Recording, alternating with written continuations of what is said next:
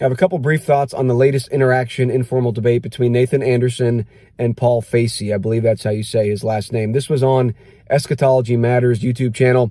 I believe there was a part 1 video that, if I remember correctly, I did watch, but these comments are related to the latest discussion between Anderson and Facey. And I'm about an hour through. There's still 20-30 minutes left of their discussion, but I wanted to make a few comments on this issue of the Christian prince or the Christian Caesar. That seemed to be the main focus, at least of the first hour or so of this discussion. And while I agree with much of what Anderson says, and I do agree with some of what Facey says, I think we're still missing the main point when it comes to this discussion that is popular among Christian nationalists or the new Christian right regarding the Christian prince, the Christian Caesar, a Christian Franco, if you will. And Paul Facey says, well, we don't actually want a Franco. We're just kind of using that term lightly. And so I can grant him that. Now, Nathan's critique, at least his initial critique, or maybe foundational critique, is that the very idea of a Christian dictator is an oxymoron. A dictator, by definition, commits injustice and uses his power to further unjust or evil ends. And Paul Facey, I think, rightly pushes back against that and says, okay, yes, if that's the definition of a Caesar or a prince or a dictator, if you will, then I'll agree with you, Nathan. I'll agree that you can't have a Christian dictator if, by definition, dictator means unjust or evil. But Paul Facey says that's not what we are saying. What we are saying is that the Christian can act in a somewhat dictatorial way that is still in line with the Bible, which Facey he definitely says we don't want to violate God's law. So a Christian dictator can act in line with the Bible and with natural law, which Paul Facey does emphasize. And so that's kind of the debate. And I think, at least with the first hour or so, they never really addressed the heart of the matter. If that is the debate, the question needs to become, what is it that you are arguing the Christian prince should be doing? Okay, that's the question. I mean, it was hinted at maybe with Nathan's comments about just war and waging war against another nation. I'm not sure if they're going to go back to that in the last 25 minutes of the discussion. But the main question here is not, I don't think the debate between the theonomists, Lancastrian theonomists like myself and others at Future of Christendom, and the Christian nationalists, I don't think the debate should be whether or not we want a Christian quote-unquote prince or that we want a Christian ruler who wields tremendous influence. I don't have a problem with that. I don't think we should be debating it. But here's the question. What does it mean for someone to have serious influence and power, if you will, to use that word lightly? What would it mean if we had a Christian prince? Well, I submit that ultimately it would mean that this man wields serious influence. He can tell people do this, and they do it. Remember the account in the Gospels where I believe it's a Roman centurion, Roman official, who has a child, I believe, that is sick, and he asks Jesus to heal him. And if I remember correctly, Jesus is going to go to the location of the sick child, and the man says, you don't need to do that. Just say the word, and he will be healed. For I too am a man under authority, and I say to my servants, do this, and they do it. So that is what it means to have authority and to wield power in a lesser sense. I think there is a distinction between power and authority if we really want to fine-tune that. But just generally speaking, someone who has authority, someone who is a ruler of the people, is someone who can say to his people, do this, and they do it. That's what it means in my mind, ultimately, to be a ruler, whether you're a Christian ruler or not. Because if you don't have the influence to say, do this, and people do it, you're not a ruler. You're not a prince. You're not a Caesar. You're not a dictator. Whatever term you want to use. I mean, if I just walk around and tell everybody, hey, here's what you need to do it. You know, people aren't going to listen to me.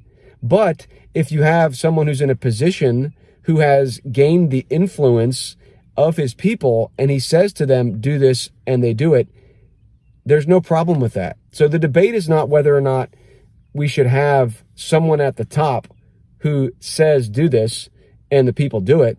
The question should be this: what should the people be willing to do?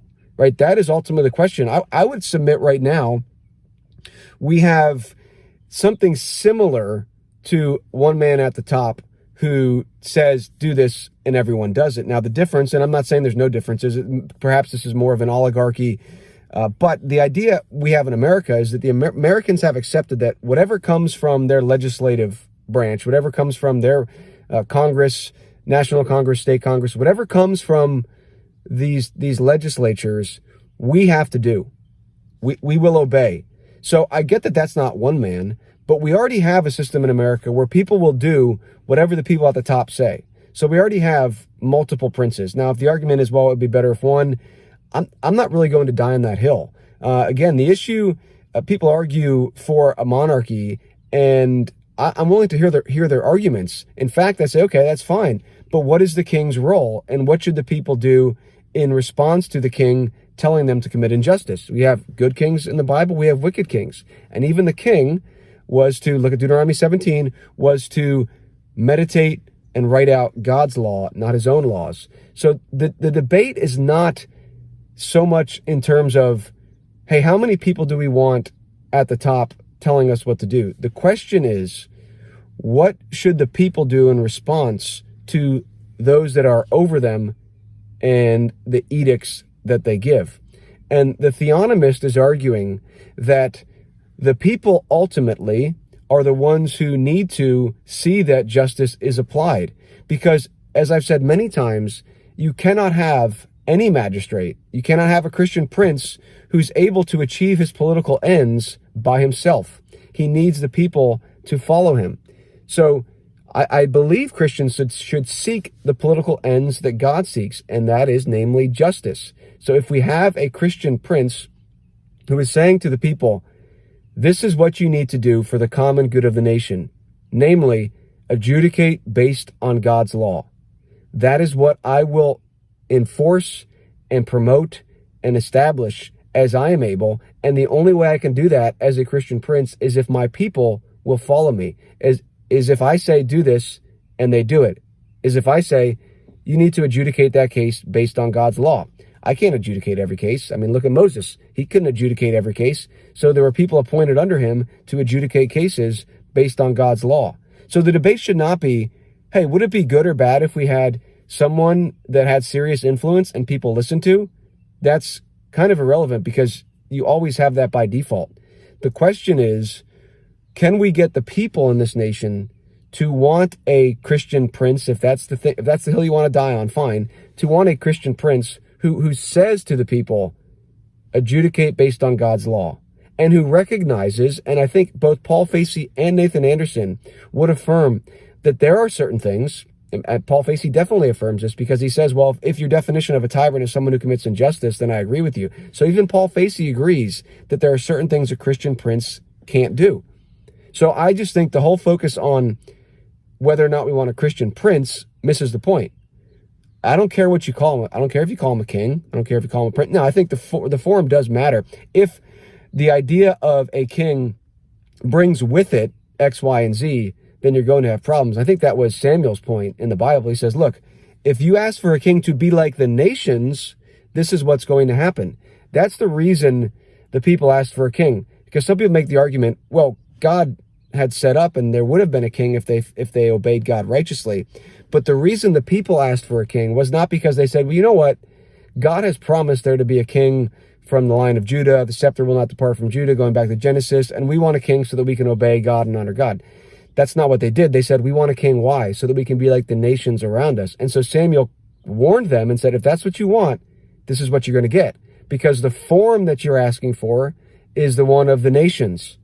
And that's not what God authorizes the king to do, but that's what the king will do.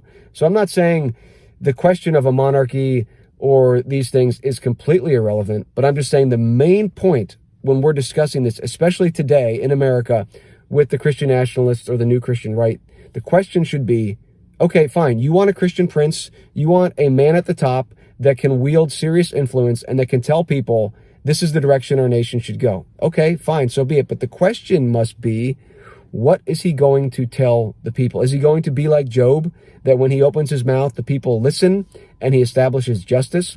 Or is he going to be another version of the statist legislature we have now, where he is creating laws and rules And now we are forced to enforce them, and we are punished if we don't.